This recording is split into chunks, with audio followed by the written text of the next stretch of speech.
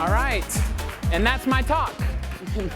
All right, so now that the worst has happened, I won't be nervous for the rest of it. All right, let's talk about hiring. You might be wondering, why should you listen to this guy about hiring? Well, I'm a self-taught engineer, and none of my images are showing on my slides, so that will be a lot of fun as we go through all this.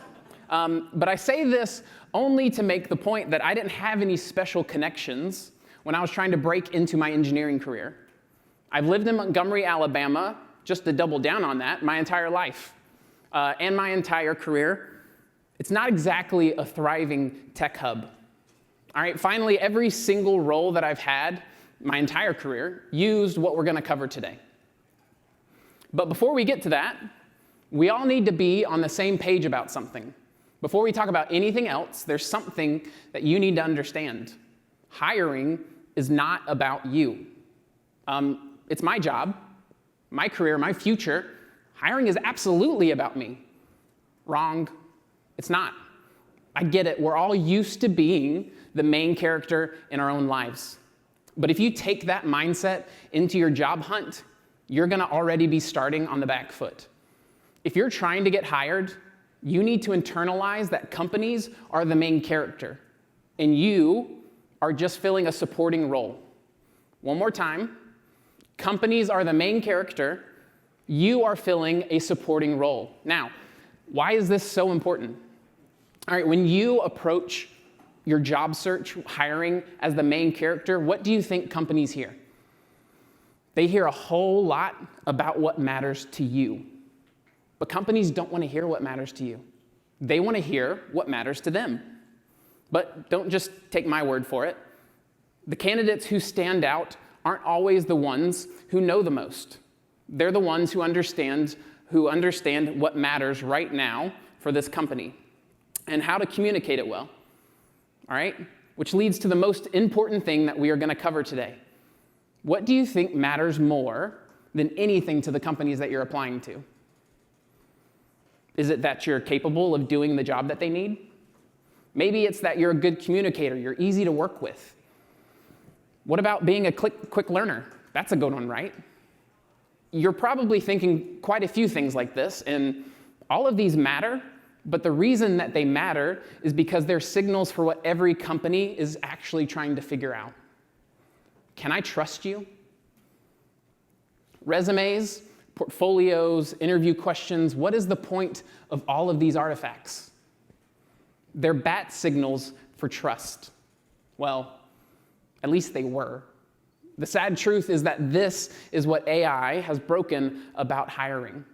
Trust. Trust has been flipped upside down. Trust used to be innocent until proven guilty. Not anymore. Companies have been burned. For companies, doubt is now baked in from the jump, and it's on your shoulders to prove that you are trustworthy. But why? That's not fair. Why do companies not believe me? Why is hiring like this? Well, remember, you're not the main character. You need to be looking at this from the company's perspective.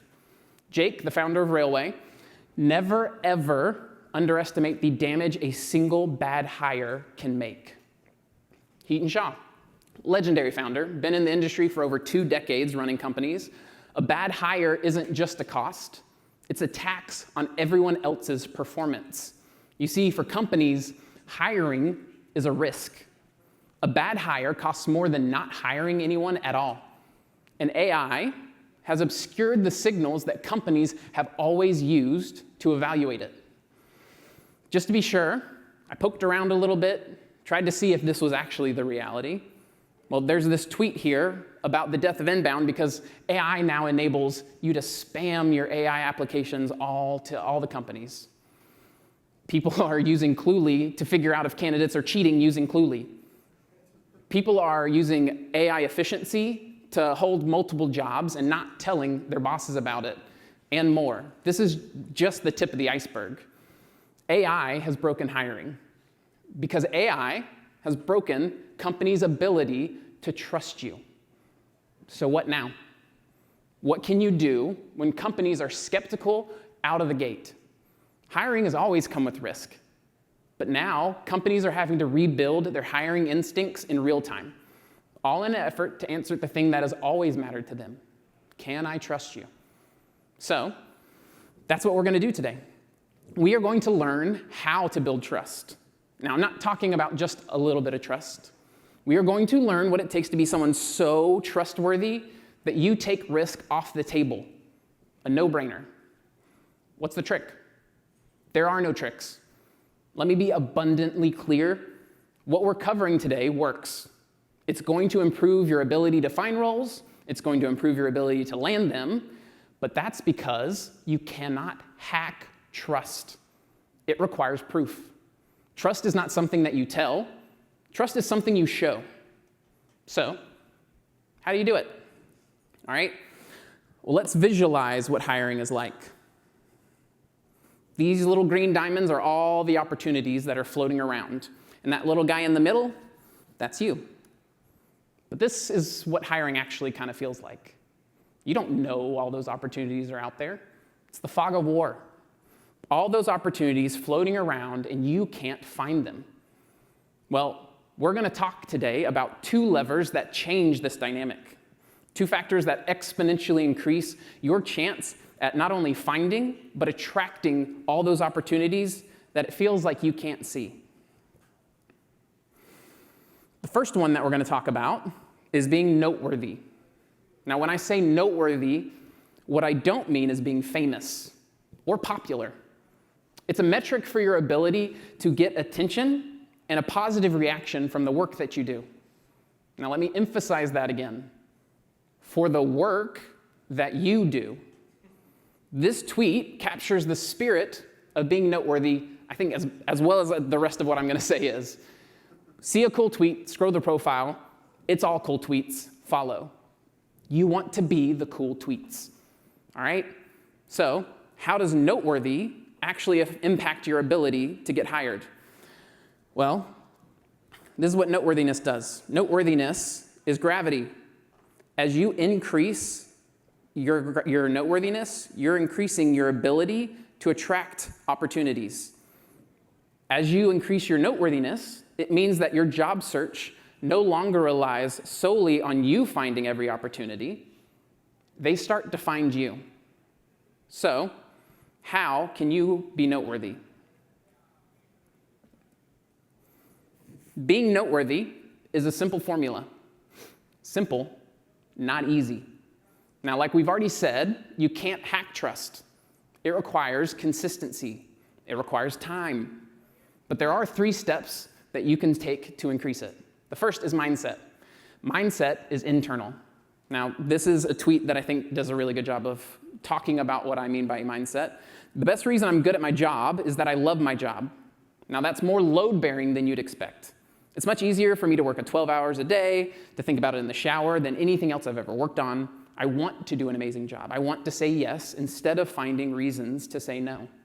Said another way, it's love of the game.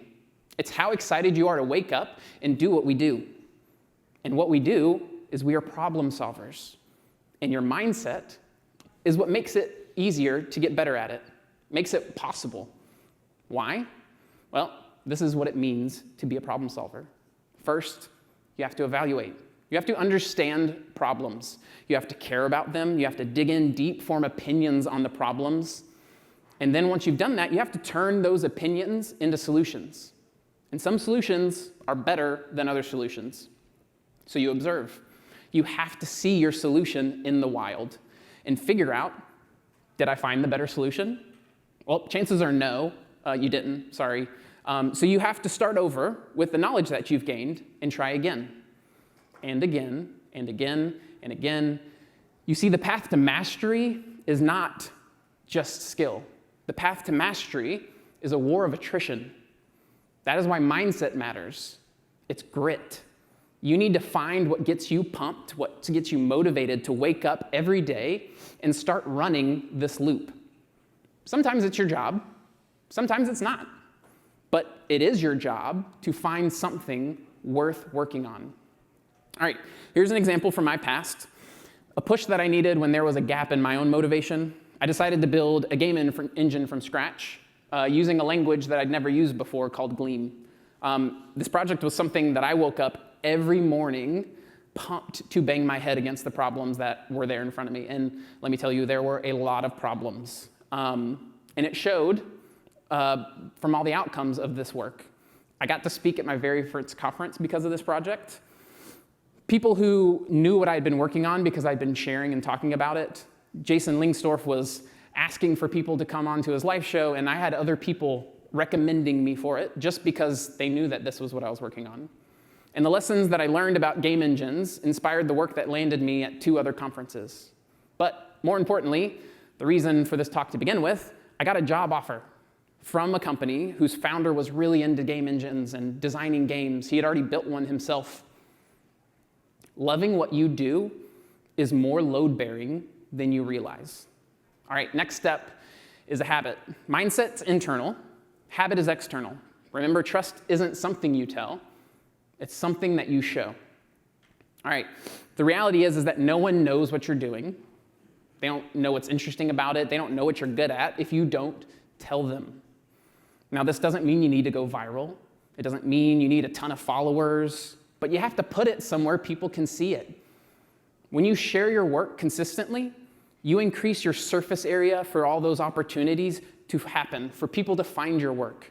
And even if they don't find it until the 345th post, guess what? Now they can go look at all 344 other ones. Someone with a habit for creating and sharing their work over a longer period of time, guess what? No brainer. There are so many examples of this, but I think this is one of my favorites. There's this account called Small Worlds, and in 2023, they decided to write a tiny sci-fi story every single day. This is what those look like. A Zen Buddhist sends an email with no attachment. A spaceship transporting a shipment of Nikes runs out of oxygen. The pilot uses the air inside the shoes to survive. All right? Pretty good, right? He did this for 365 days in a row. Now that's a habit. And it showed. At the end of it, those 365 tiny stories were acquired by Iconic Arts, a Hollywood studio. You see, a habit builds momentum, and a public habit increases your surface area for opportunities. All right, mindset, internal momentum. Habit, external momentum. Both of these methods are for increasing your general noteworthiness. But the last step that I want to talk about is a tactic. Now, a tactic is targeted momentum. What does that even mean? Well, what's the highest signal that you can send to a company to show them that you're a low-risk bet? Let's take a look at this tweet from Ben over at Cursor, because he highlighted exactly kind of what we talked about at the beginning of this talk. He lists 6 companies, which you can't see all of them because screen size, explains what they do and shows what matters to them. And then he shares a tactic, something that directly demonstrates to the company that you understand what matters to them and you're capable of doing that work, all before a single interview is even needed. Now, we don't have to look very far for an example for this. Rye Sullivan contributed to open code multiple times, and he has consistently been building his own opinions on MCP into a project and sharing it. Rise was a no-brainer hire. But let's double down on this example. He also built Chatting with a GitHub repo and Faster GitHub. If he wanted, these would have been the exact type of projects to land a role at GitHub. They focus on a specific problem and that users care about a lot. And then he shares how he would have approached the problem and solved it. But this is so much work. All right, a friend of mine, Aaron Francis, says that we have to operate in the reality as it is, not as we wish it was. And the reality is that if your argument for not putting in as much work as you possibly can for the companies that you want to work for is that you meet the minimum requirements, guess what? You're going to get the minimum consideration. All right, final point on becoming noteworthy. It only takes a little effort to get started, but that curve gets pretty steep pretty quick the more noteworthy that you get. To start seeing more of the benefits, it requires like a longer time horizon or taking like really big bets on projects that are going to attract more eyes. Just like we saw with the sci-fi story example, like what do you think would have happened if he stopped after month 2, right? But that's why there are 2 factors to becoming someone so trustworthy that they're a no-brainer. I covered becoming noteworthy first because it's easier. It's concrete. You can see the output of your effort immediately. The second lever is not so concrete, and it's every developer's favorite, networking. All right.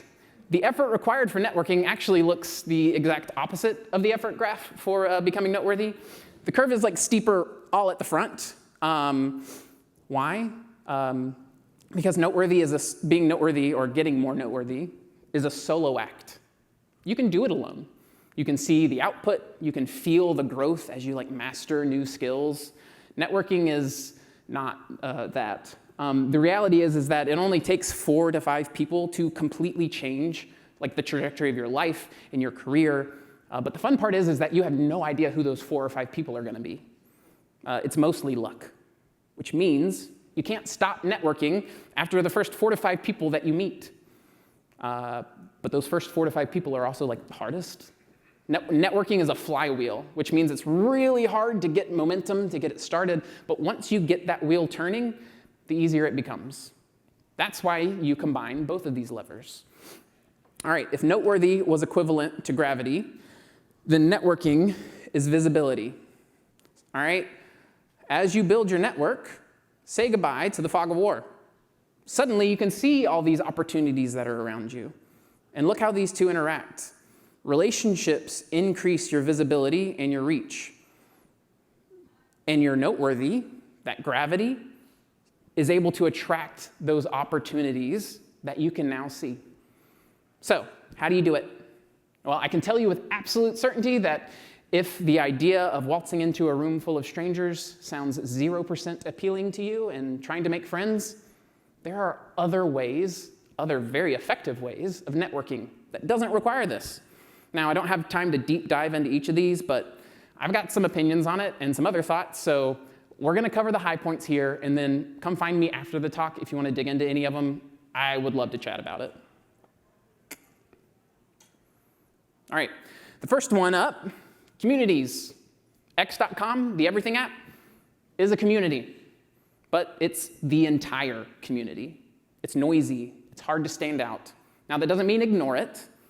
It's also the best way to reach the largest number of people, but it's more aligned with the noteworthy lever that we just were talking about. No, what I want to talk about are niche communities. Niche communities are tighter-knit groups where you can actually stand out, where you can build meaningful relationships and not just be another face in the crowd. Let me cover some quick tips from my experience observing both successful and unsuccessful behaviors in these communities. 1, make a recognizable avatar and stick with it. You're trying to make connections. Consistency and recognition go a long way to help with this. 2, casual conversations matter. If the only time that you post is when you need something or when you're spamming your work, I think you all can figure out how successful that's going to be. 3, expertise builds trust. Don't be afraid to niche down even further. All right, you remember the game engine? I jumped in the Gleam community to get some help on that. Lovely community, by the way. But I became known as the game engine guy. So anytime anybody started talking about games or anything, I got brought into the conversation by other people. 4, observe patterns and pain points. A great way to get ideas for articles, for projects, for other types of media is to pattern match on common topics and problems that you see in that community.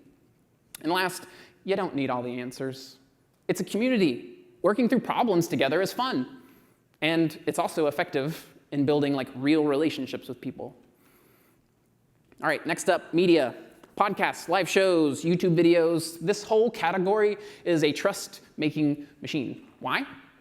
It's easy to see the work that other people can put out, but it's very hard to see the person behind the work. Not the case here.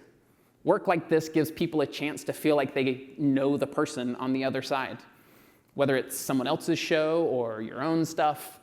Being in someone else's show, it's incredible. It is an immediate spike in your trust level because you get the benefit of the trust and goodwill that they've built up. It rubs off on you a little bit. But I don't know if I would recommend this as the first thing that you try to do. If you get the opportunity, great, definitely go for it.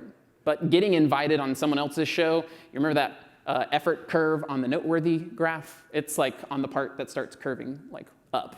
You need to have built up a little bit of that noteworthiness usually before in most cases. But what you don't need to do is wait for that noteworthy curve to start making something yourself.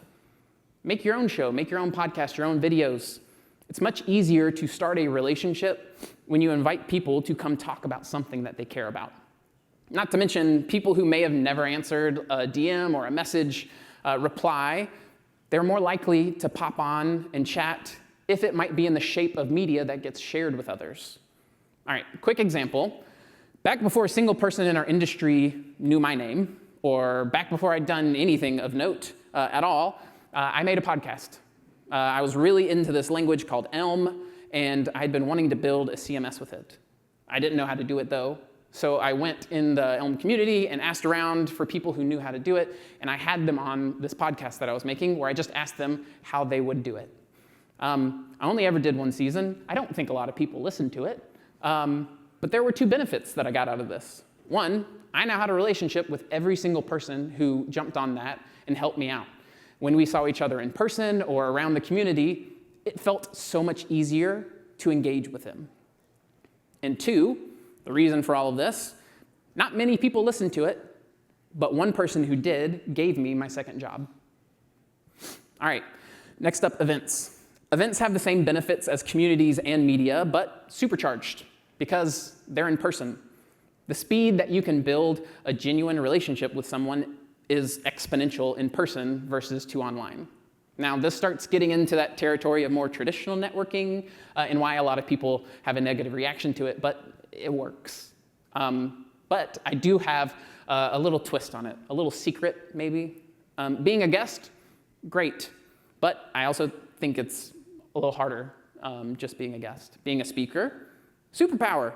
You get to network with other speakers, and guests are more inclined to try to come up and talk to you after you get done with your talk. But I want to point out something that I think people overlook too much when it comes to getting the most out of attending an event. Volunteering. All those pink shirts walking around helping you. Walking up to someone and making a cold open is really hard. You know what else is really hard? Coming up with a talk idea. Getting that talk accepted, practicing it a bunch, getting on a stage and a bunch of strangers get to judge you. Yeah, it's a little tough up here. As a volunteer, you have a reason to interact with people, a reason to introduce yourself to the guests, to the sponsors, aka the people who are hiring, and speakers who might be harder to get a moment with are easier to reach as a volunteer too. Real networking is about bonding. And as a volunteer, you get access to the best bond of all, a bond through mutual stress and hard work. Volunteering, I think, is one of the best event hacks because it's fun. It's less stress than speaking, and you have a reason to help others and have a reason to engage with everyone who's attending. All right, this is the last method that I'm going to talk about, but I want to hit it really quick, mostly because I think this might be like one of my favorites. As I said, the best networking is just bonding, which means it doesn't have to be about you. It doesn't have to be about your work. It's just about bringing people into your orbit.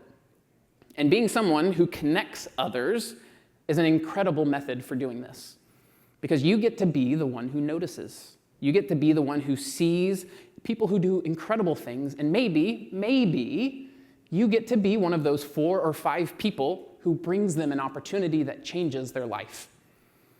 Okay, this is where the talk ends.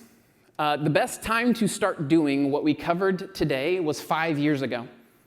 To start sharing work you care about on a regular basis, to increase your surface area for being noticed, to build relationships and connect with the person who might one day bring you that opportunity that changes your life. But the next best time is today, and that's not just a cliche. Why? Because today, curiosity is the currency. AI may have broken hiring. AI may be changing how all of us are working, how companies expect us to work, but AI has broken something else. AI has broken the status quo. Right now, today, no one knows what the future is going to look like. But I know what the present looks like. It looks like a massive opportunity for the curious, for people willing to say yes, for people willing to say yes to new tools, say yes to new challenges, new projects, and to share all of that with anyone who's going to listen. Because at some point, that's going to change again. Workflows will stabilize. The tooling explosion is going to reverse to the chosen few. But who knows when that will be? Today, everyone gets to start from zero again. Companies want people who are willing to strike out into the unknown. Companies are looking for people willing to say yes, because nobody knows what the future looks like. But companies are wanting to find people who are going to put in the work and be explorers. Why can't that be you? My name's Will King. I'm a design engineer at Snowflake. You can find me at wking.dev or on X at Will King. Every Wednesday, I do a live show at 1 p.m. Eastern with my buddy Josh Siri. We talk about creativity, music, tech, all sorts of stuff. If you're here, you'll probably like it. If you couldn't care less about anything tech, me and my wife also do a podcast. It's called No One Asked Us, because no one asked us to do it. And even if nobody listens, I think we'd still do it just because it's a whole lot of fun. This is my family. And tonight, I am missing my 6-year-old's soccer game to be here and try to help you knuckleheads out. So, you better have listened, and you better get out there and do incredible things. Thank you.